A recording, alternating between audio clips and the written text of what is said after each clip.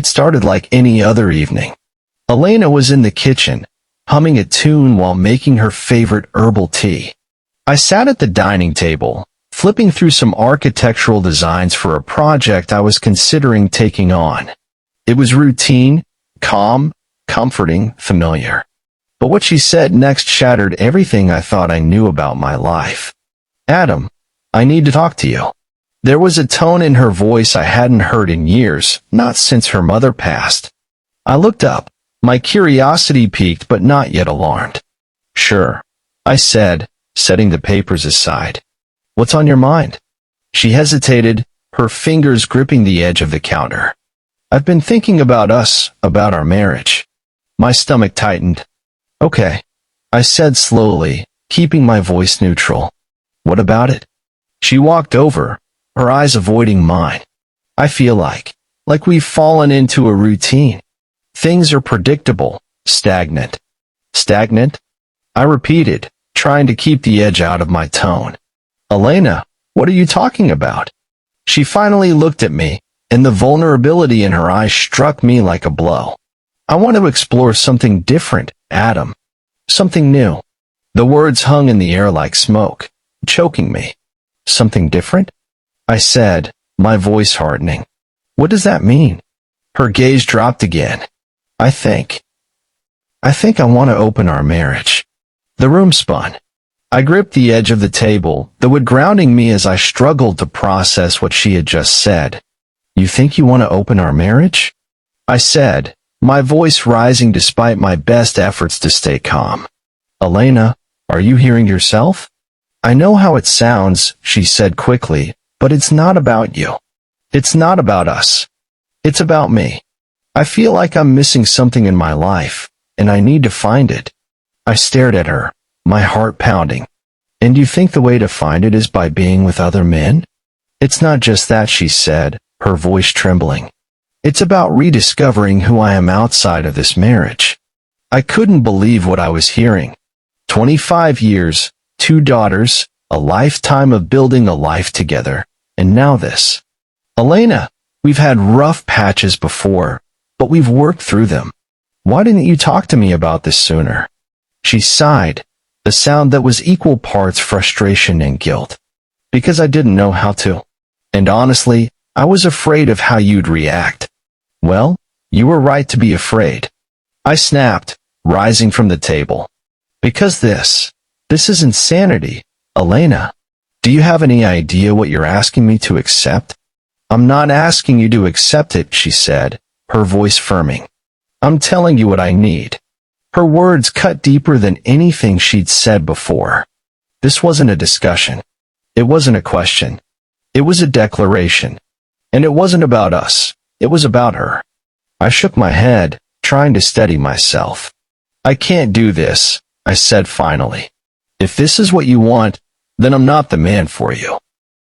"Adam, don't say that," she pleaded, stepping closer. "I love you. I don't want to lose you. I need more." "More?" I laughed bitterly. "What more could you possibly need?" She didn't answer, and the silence was deafening. For the first time in our marriage, I felt like a stranger in my own home. I didn't sleep that night. Her words replayed in my mind like a broken record. By morning, I'd made my decision. I packed a bag, told her I needed space, and drove to our lakeside property. I didn't say goodbye to Chloe or Rachel. I didn't trust myself to explain without breaking down. I didn't plan to stay in Mexico. It was supposed to be a temporary escape, a place to clear my head and figure out what came next. But as soon as I arrived at the lakeside community of San Lago, I felt a strange pull, as though the place was calling to me. The air was warm, the lake stretched out like a mirror beneath the sun, and the rhythm of life was slower, so different from the chaos I'd left behind. At first, I did nothing but exist. I spent hours staring at the water, my thoughts circling the same unanswerable questions. How had my marriage fallen apart so quickly? Why had Elena decided I wasn't enough? Was I the one who had failed her, or had she failed me? I tortured myself with these thoughts until I realized I wasn't finding answers. I was just digging a hole deeper.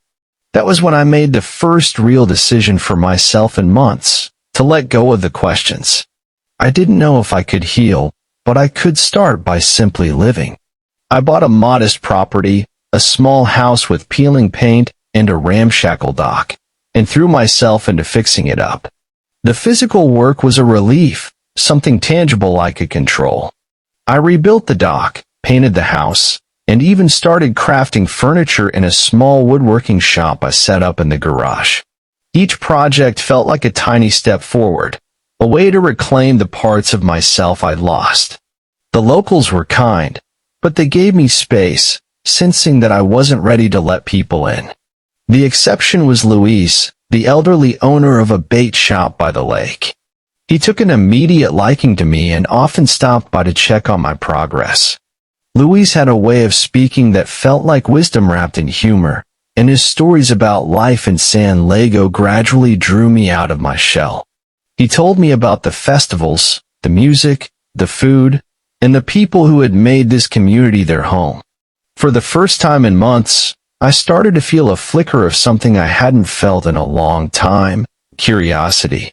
One evening, Luis convinced me to join him for dinner at a small, family-run restaurant in town. It was there that I met Sophia. She was unlike anyone I'd ever known. Poised, confident, with an air of quiet strength that drew people to her without her even trying.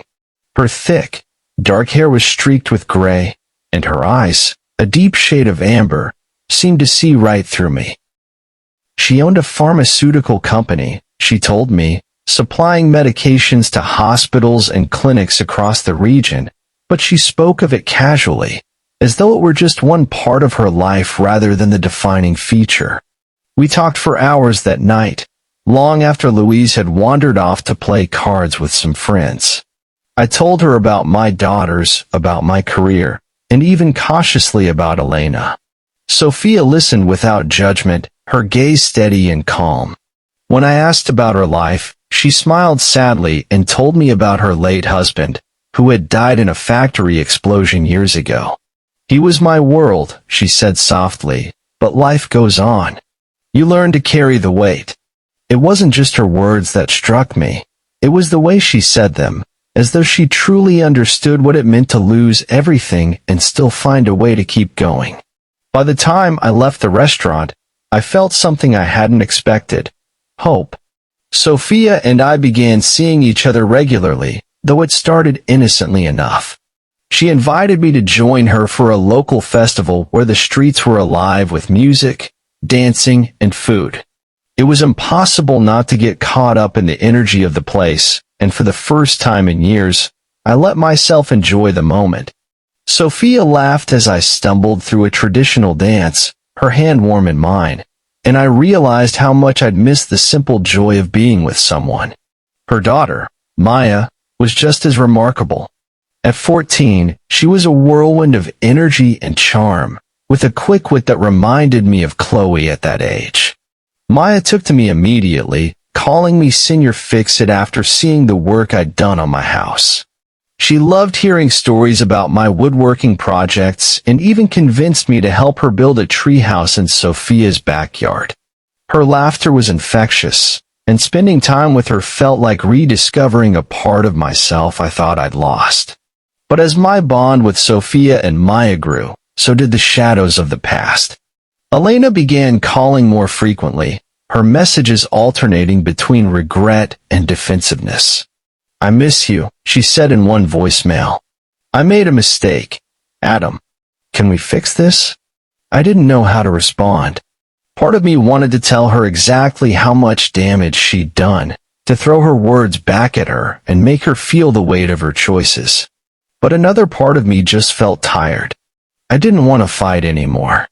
I didn't want to keep looking backward when, for the first time in a long time, I was starting to see a future. Sophia sensed my turmoil, though she never pried. Instead, she offered quiet support, reminding me in her own subtle way that healing wasn't about forgetting the past. It was about choosing to move forward despite it.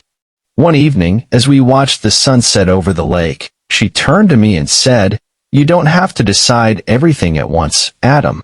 Just take the next step." I didn't know what the next step was, but I knew I wanted Sophia to be part of it. And for the first time in months, that was enough. Sophia and Maya became fixtures in my life in a way I never anticipated. What began as casual dinners and shared laughter turned into something deeper, something I hadn't dared to dream of after Elena's betrayal. Sophia was unlike anyone I'd ever met. Calm but passionate, strong yet warm. She brought out a side of me I thought I'd lost somewhere between the heartbreak and the self-doubt. With her, life didn't feel like something to endure. It felt like something to embrace. Maya, too, brought light into my days. Her wit and energy reminded me of Chloe when she was younger. She had this ability to pull me into her world, whether it was brainstorming treehouse designs or teasing me about my less-than-stellar Spanish. Spending time with her felt natural, as though I'd known her forever. One afternoon, after finishing the treehouse, she turned to me with a mischievous grin. "You know, Senor Fix-It, I think you'd make a pretty good dad." Her words hit me harder than I expected. I thought of Chloe and Rachel, of all the ways I felt I'd failed them during the fallout with Elena. Was it possible to be the father Maya needed without shortchanging my own daughters? I didn't have an answer, but Maya's trust in me gave me hope that I could try. Sophia and I were becoming something more than just friends, though neither of us said it aloud. There were late-night conversations by the lake, her hand brushing mine as we talked. There were moments of silence, not awkward but comfortable, as though we didn't need words to understand each other. I wanted to tell her how I felt, but the scars Elena had left behind held me back. Could I trust myself to love again? Could I trust her not to leave as Elena had? My doubts only grew when Elena showed up at the lake house. It was Christmas, and I'd been planning a quiet holiday with Chloe and Rachel. Instead, I opened the door to find Elena standing there, her expression a mix of desperation and regret. "I needed to see you," she said before I could speak, "and the girls." Her presence threw everything into chaos. Chloe refused to even be in the same room as her, while Rachel tried to play peacemaker. Sophia, ever the diplomat, encouraged me to give Elena a chance to explain herself, but I wasn't sure I wanted to hear it. Over dinner, Elena finally broke down. "I made a mistake, Adam," she said, her voice trembling. "I thought I needed something different, but all I've done is ruin the life we built together. I miss you. I miss us." Her words stirred something in me, not love, not forgiveness, but a deep sadness. This was the woman I'd built a life with, the mother of my children, and now she was a shadow of herself. But that didn't change what she had done or the way it had fractured our family. "I'm sorry, Elena," I said, my voice steady but firm. "I don't know what you thought would happen, but I can't go back. I've started to move on." "With her?" she asked, her gaze flicking towards Sophia. "Yes," I said without hesitation. "With her." Elena's eyes filled with tears, and for a moment, I thought she might lash out. Instead, she nodded, her shoulders slumping as though a weight had settled on them. I needed to try." As painful as it was, her visit brought a sense of closure I didn't realize I needed. When she left, I turned to Sophia, who had been quietly watching from the edge of the room. "Thank you," I said. "For what?" she asked, her eyes soft. "For being here. For understanding." She smiled, a small, sad smile. "Adam, I know what it's like to lose someone you thought you'd spend your life with. I also know what it's like to find someone new. Take your time, but don't let fear hold you back." Her words stayed with me in the days that followed. I realized I didn't want to let fear hold me back, not from Sophia, not from the life I could have with her and Maya. So one evening, as we sat by the lake watching the stars, I took her hand. "Sophia, I don't know if I'll ever be able to give you everything you deserve," I said, my voice low, "but I'd like to try. She turned to me, her eyes shining. That's all I could ever ask for. From that moment, things changed. We stopped tiptoeing around our feelings and let ourselves be honest, be vulnerable. Sophia introduced me to her world, to the community she had built, while I shared more of my past, my struggles, my hopes. Maya, ever the little whirlwind, decided I was officially part of their family, and there was no arguing with her. But even as things with Sophia and Maya grew brighter, Elena's shadow lingered. Chloe refused to forgive her, while Rachel tried to mend fences but found herself caught in the middle. Sophia, always wise, encouraged me to let the girls navigate their own relationships with their mother. You can't fix this for them, Adam, she said. All you can do is be there for them. She was right, of course. She always was. As I stood on the edge of the lake one evening, watching the sunset paint the water in shades of gold and crimson, I realized how far I'd come. The pain Elena had caused was still there, but it no longer defined me. I had found something new, something worth fighting for. And for the first time in a long time, I felt at peace. The night I decided to propose to Sophia was one of the most nerve-wracking of my life. It wasn't just the act itself, it was what it symbolized. Choosing Sophia meant finally letting go of the last shreds of what I'd once had with Elena.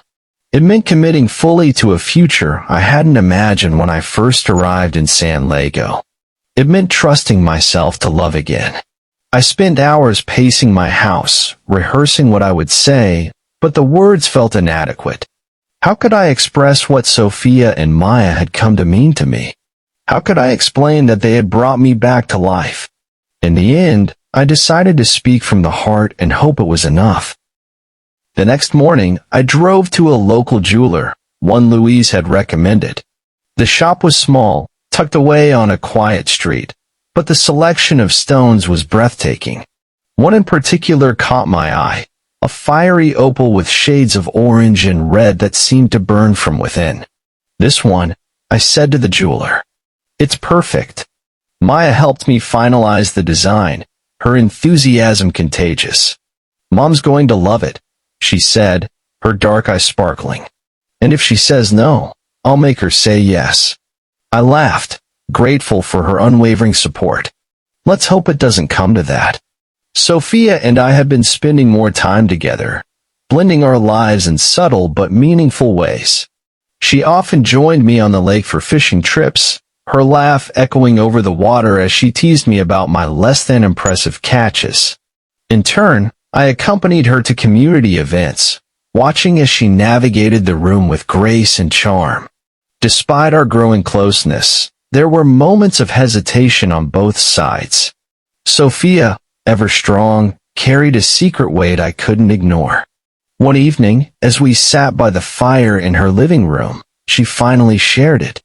There's something you need to know, she began, her voice steady but low. When my husband died, it wasn't just a tragedy, it was a scandal. He worked for a petrochemical company, and there were allegations of corruption tied to his death. I stared at her, stunned. What kind of corruption? She looked away, her fingers tracing the edge of her glass. Bribery, environmental violations. I've spent years trying to clear his name, but the truth is, I'm not sure if he was innocent. Her vulnerability in that moment was palpable. For a brief second, I felt the old instincts kicking in, the desire to retreat, to protect myself from potential pain. But as I looked at her, I realized I didn't care about her past. What mattered was the woman in front of me, the woman who had stood by me as I rebuilt my life. Sophia, I said, reaching for her hand. Your past doesn't change the way I feel about you. If you're still carrying this, then let me help you. We'll face it together. Her eyes filled with tears, and she nodded, her fingers tightening around mine. Thank you, she whispered. I didn't know how much I needed to hear that. The night of the proposal arrived, and I felt like a teenager on his first date. I'd chosen the gazebo by the river, one of Sophia's favorite spots. Maya had helped me decorate it with string lights and candles, creating a soft, romantic glow. When Sophia arrived, her expression turned from curiosity to wonder. "Ah, Adam," she said, stepping into the gazebo. "This is beautiful. What's the occasion?" I took a deep breath and reached for the ring box. "You." Her eyes widened as I knelt down, holding the box open to reveal the fiery opal. "Sophia," I began, my voice trembling slightly, "you've brought light back into my life when I thought it was gone forever. You and Maya have given me a family again, and I can't imagine my life without you. I love you, Sophia. Will you marry me?" For a moment, she said nothing, her hands covering her mouth as tears streamed down her cheeks. Then she knelt in front of me, wrapping her arms around my neck. "Yes," she whispered. 1,000 times yes. The days that followed were a whirlwind of joy and planning. Maya was ecstatic, immediately calling Chloe and Rachel to share the news. To my surprise, both my daughters were genuinely happy for me. Chloe, who had been wary of Sophia at first, admitted that she'd come to admire her strength and kindness. Rachel, ever the mediator, said she couldn't wait to see our family come together. But Elena's shadow still loomed. When she learned of the engagement, she called me in tears. "Adam, don't do this," she begged. "We can still fix things. We're supposed to grow old together." Her words might have broken me once, but now they felt hollow. "Elena," I said gently, "you had your chance. I found something new, something real. I wish you the best, but I've moved on." She didn't argue, but the sadness in her voice lingered long after the call ended. I knew she was hurting, but I couldn't let her pain dictate my choices. Sophia and Maya were my future, and I wasn't going to jeopardize that for the sake of old wounds. The weeks leading up to the wedding felt surreal. For years, I had convinced myself that love, real lasting love, was no longer possible for me. And yet, here I was, preparing to marry Sophia, a woman who had not only mended my broken heart, but had also brought light and joy back into my life. Planning the wedding was both chaotic and exhilarating. Maya was at the center of everything, ensuring every detail was perfect. She treated it as much her celebration as ours, and honestly, I loved that. Her excitement reminded me of how much she had come to mean to me, not just as Sophia's daughter, but as part of my family. Chloe and Rachel, too, embraced the occasion with surprising enthusiasm. Chloe, ever the skeptic, had grown close to Sophia over time, respecting her calm wisdom and undeniable strength. Rachel, always the peacemaker, said the wedding felt like a fresh start for all of us. Their support meant everything to me. 2 days before the wedding, the past came knocking, literally. I was out by the lake, testing the sound system for the ceremony, when I heard a car pull up. Turning, I froze. Elena stepped out, her expression hesitant and her eyes filled with emotions I couldn't quite read. "Adam," she said softly, walking toward me. "Can we talk?" Part of me wanted to send her away, to protect the peace I had worked so hard to build. But another part, the part that remembered the life we had once shared, knew this conversation was inevitable. I nodded, gesturing toward a bench by the water. She sat down, clasping her hands in her lap. "I heard about the wedding," she began. "I thought I could handle it, but I don't think I can let you go without saying what I need to say." "Elena," I said carefully, "I've moved on. You know that." "I know," she replied, her voice trembling, "and I'm not here to beg. I need you to know how sorry I am. For everything. I was selfish, Adam. I thought I was missing something in my life, but what I didn't realize was that I already had everything I needed." Her words stirred a pang of sadness in me, not for her, but for what we had lost. "Elena," I said, my tone gentle but firm, "I don't think I can ever forget what happened. You hurt me in ways I didn't even know I could be hurt. But I do forgive you. Tears filled her eyes. "Thank you," she whispered. "I didn't deserve your kindness, but thank you." We sat in silence for a while, the only sound the soft lapping of the lake against the shore. Eventually, she stood. "I won't bother you again," she said. "I just needed to tell you that. I hope you're happy, Adam. Truly." As she walked away, I felt an overwhelming sense of relief.